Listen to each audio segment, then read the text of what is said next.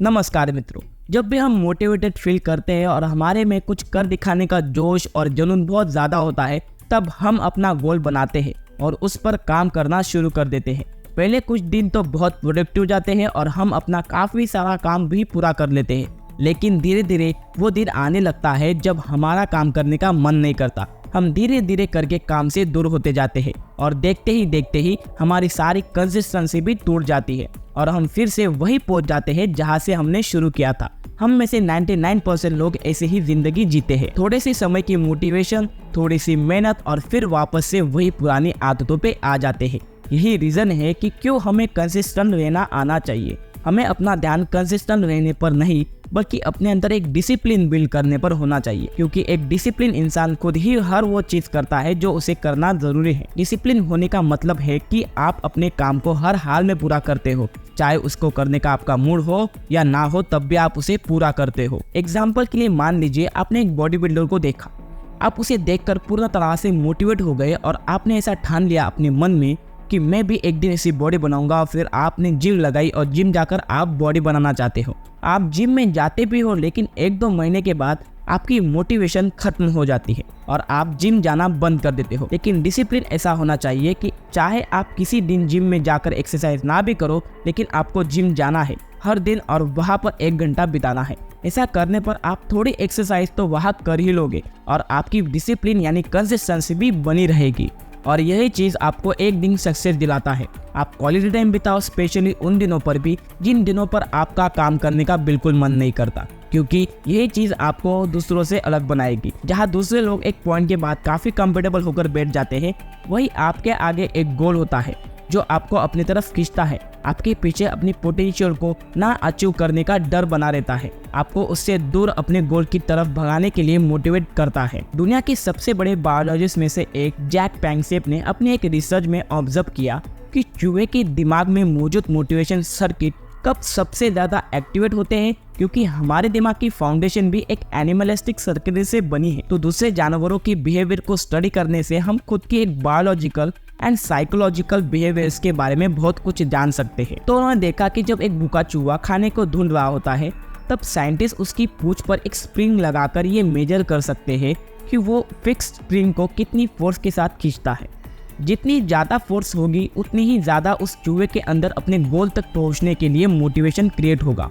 और नॉर्मली एक भूखे चूहे एक सर्टन मोटिवेशन फोर्स दिखाता है, लेकिन जब साइंटिस्ट उस एनवायरनमेंट में एक बिल्ली को डाल देते हैं, तब चूहा बहुत ज़्यादा डर जाता है और उस एनवायरनमेंट से जल्दी उसे बाहर निकलना चाहता है।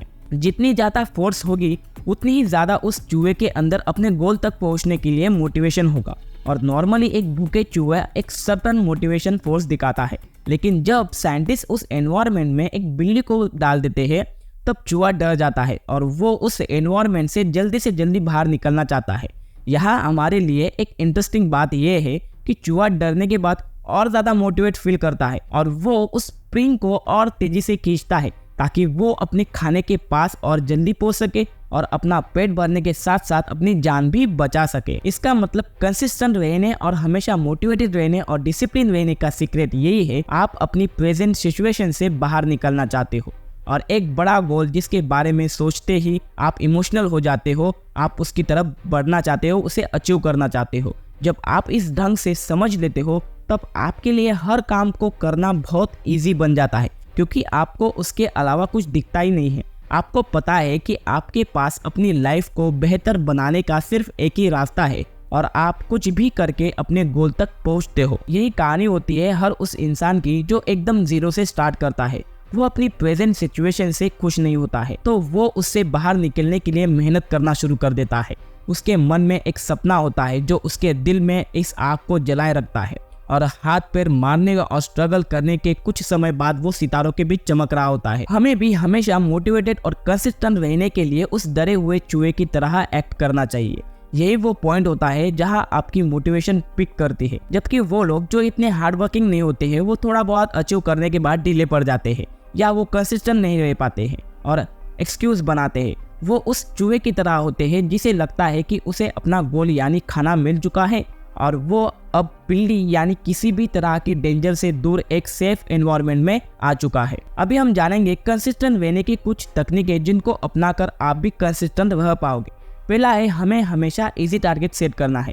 काफ़ी बार ऐसा होता है कि हम खुद को बहुत बड़ा टारगेट दे देते हैं, जैसे कि कल से मैं अपनी सारी बुरी आदतों को छोड़ दूंगा, लेकिन होता क्या है, हम कुछ दिनों तक तो ठीक से करते हैं, लेकिन कुछ दिनों से बाद फिर वही अपनी पुरानी आदतों को फिर से दोहराना शुरू कर देते हैं। इसलिए हमें पहले छोटे से शुरू करना होगा। जब वो हो जाएगा उसके बाद खुद को और बड़ा टारगेट देना है।